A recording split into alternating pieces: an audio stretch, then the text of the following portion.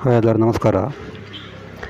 ಇವತ್ತಿನ ಒಂದು ವಿಡಿಯೋದಲ್ಲಿ ಜಾತಕದಲ್ಲಿ ಕೇತು ಇರುವಂಥ ಒಂದು ರಾಶಿಯ ಪ್ರಕಾರ ನಿಮ್ಮ ಒಂದು ಅನಾಸಕ್ತಿ ಯಾವ ಥರ ಇದೆ, ನಿಮಗೆ ಒಂದು ಇಂಟ್ರೆಸ್ಟ್ ಇರದೇ ಇರೋವಂಥ ಒಂದು ಸಂಗತಿ ಯಾವುದು ಅಂದರೆ ಕೇತು ಇರೋವಂಥ ಒಂದು ರಾಶಿಯ ಪ್ರಕಾರ ನಿಮಗೆ ಅದನ್ನು ಡಿಟ್ಯಾಚ್ ಮಾಡ್ತದೆ, ಅಂದರೆ ಅನಾಸಕ್ತಿ ಉಂಟು ಮಾಡ್ತದೆ. ಅದು ಯಾವ ಥರ ಅಂತ ನೋಡೋಣ. ಕೇತು ಎಲ್ಲಿ ಯಾವ ಮನೇಲಿ ಇರ್ತಾನೋ ಅದನ್ನು ನೀವು ಅದನ್ನು ಇದು ಮಾಡ್ತಾನೆ, ಕಟ್ ಮಾಡ್ತಾನೆ. ಅಂದರೆ ಅನಾಸಕ್ತಿ ಕೇತು ಇರುವಂಥ ಮನೆಯ ಪ್ರಕಾರ ನಿಮಗೆ ಅದ್ರ ಬಗ್ಗೆ ಆಸಕ್ತಿನೇ ಇರಲ್ಲ, ಅಂದರೆ ಡಿಟ್ಯಾಚ್ ಮಾಡಿಬಿಡ್ತಾನೆ. ಅದು ಯಾವ ಥರ ನೋಡೋದು ಜಾಗದಲ್ಲಿ ಅಂತ ನೋಡೋಣ. ಉದಾಹರಣೆಗೆ ಇದು ನಿಮ್ಮ ಒಂದು ಜನ್ಮಕುಂಡಲಿ.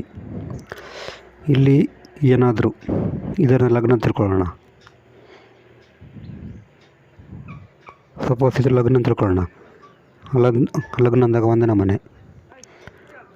ಕೇತು ಏನಾದರೂ ಇಲ್ಲೇನಾದರೂ ಲಗ್ನದಲ್ಲಿ ಏನಾದರೂ ಕೇತು ಇದ್ದಾಗ ಅವರಿಗೆ ಅವರ ಮೇಲೇ ಅವರಿಗೆ ಇಂಟ್ರೆಸ್ಟ್ ಕಮ್ಮಿ ಇರ್ತದೆ, ಅವರ ಮೇಲೇ ಅವರಿಗೆ ಅನಾಸಕ್ತಿ ಜಾಸ್ತಿ, ಅವ್ರ ಮೇಲೇ ಅವರಿಗೆ ತನ್ನ ಬಗ್ಗೆನೇ ತನಗೆ ಅವರಿಗೆ ಇಂಟ್ರೆಸ್ಟ್ ಇರಲ್ಲ ಅಂತ ಹೇಳ್ಬೋದು. ಅಂದರೆ ಅವರ ಬಗ್ಗೆನೇ ಅವರಿಗೆ ಅನಾಸಕ್ತಿ ಜಾಸ್ತಿ ಇರ್ತದೆ, ಇಂಟ್ರೆಸ್ಟ್ ಇರಲ್ಲ ಅಂತ ಹೇಳ್ಬೋದು. ಅವ್ರ ಬಗ್ಗೆ ಸ್ವಲ್ಪ ತಮ್ಮ ಬಗ್ಗೆ ಗಮನ ಕಮ್ಮಿ, ತಾವು ಚೆನ್ನಾಗಿರ್ಬೇಕಂತ ಒಂದು ಭಾವನೆ ಇರಲ್ಲ ಅವರಿಗೆ. ಈ ಥರ ಎರಡನೇ ಮನೇಲಿ ಏನಾದರೂ ಕೇತು ಇದ್ದರೆ ಅವರಿಗೆ ಫ್ಯಾಮಿಲಿ ಬಗ್ಗೆ ಇಂಟ್ರೆಸ್ಟ್ ಇರಲ್ಲ, ಫ್ಯಾಮಿಲಿ ಬಗ್ಗೆ ಅವರಿಗೆ ಇಂಟ್ರೆಸ್ಟ್ ಇರಲ್ಲ ಅಂತ ಹೇಳ್ಬೋದು. ಸಂಸಾರದ ಬಗ್ಗೆ ಇಂಟ್ರೆಸ್ಟ್ ಇರಲ್ಲ, ಫ್ಯಾಮಿಲಿ ಬಗ್ಗೆ ಇಂಟ್ರೆಸ್ಟ್ ಇರಲ್ಲ, ಮತ್ತು ಮಾತಿನ ಬಗ್ಗೆ ಜಾಸ್ತಿ ಇಂಟ್ರೆಸ್ಟ್ ಇರಲ್ಲ, ಜಾಸ್ತಿ ಮಾತಾಡಬೇಕು ಆ ಥರ ಏನಿರಲ್ಲ ಅವರಿಗೆ ಎರಡನೇ ಮನೆಯಲ್ಲಿ ಕೇತು ಇದ್ದಾಗ. ಮತ್ತು ಎರಡನೇ ಮನೆಯಲ್ಲಿ ಕೇತು ಇದ್ದಾಗ ಅವರಿಗೆ ಹಣ ಸಂಪಾದನೆ ಬಗ್ಗೆ ಕೂಡ ಅಷ್ಟೇನು ಇಂಟ್ರೆಸ್ಟ್ ಇರಲ್ಲ, ಬಟ್ ಇವರು ಜಿಪುಣಾಗಿರ್ತಾರೆ, ಹಣದ ಬಗ್ಗೆ ಕೂಡ ಅಷ್ಟು ಇಂಟ್ರೆಸ್ಟ್ ಇರಲ್ಲ. ಮೂರನೇ ಮನೇಲಿ ಏನಾದರೂ ಕೇತು ಗ್ರಹ ಇದ್ದರೆ ಅವರಿಗೆ ಸಹೋದರ ಬಗ್ಗೆ ಅಷ್ಟು ಇಂಟ್ರೆಸ್ಟ್ ಇರಲ್ಲ, ಮತ್ತು ನೆರೆಹೊರೆಯವರ ಮೇಲೆ ಅಷ್ಟೇನು ಆಸಕ್ತಿ ಇರಲ್ಲ, ನೆರೆಹೊರೆಯವರ ಜೊತೆ ಅಷ್ಟೇನು ಚೆನ್ನಾಗಿರಲ್ಲ ಅವರು.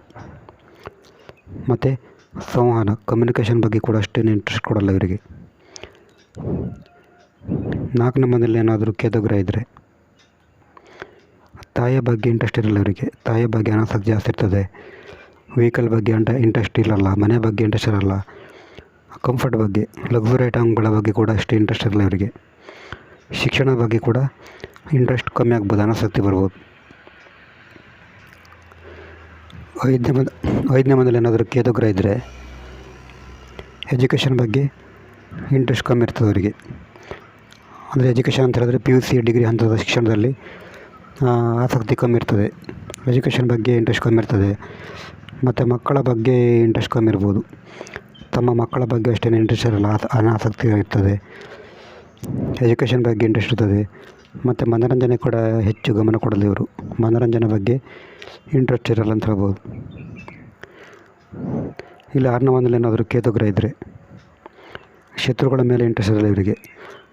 ಶತ್ರುಗಳೇನಾದರೂ ಮಾಡಿದರೆ ಕೂಡ ಅವರಿಗೆ ಇಂಟ್ರೆಸ್ಟ್ ಇರಲ್ಲ, ಬಟ್ ಶತ್ರುಗಳಿಗೆ ಒಳ್ಳೆಯದಿದು, ಶತ್ರುಗಳು ಇವ್ರ ಮೇಲೆ ಏನು ಮಾಡಲಿಕ್ಕಾಗಲ್ಲ.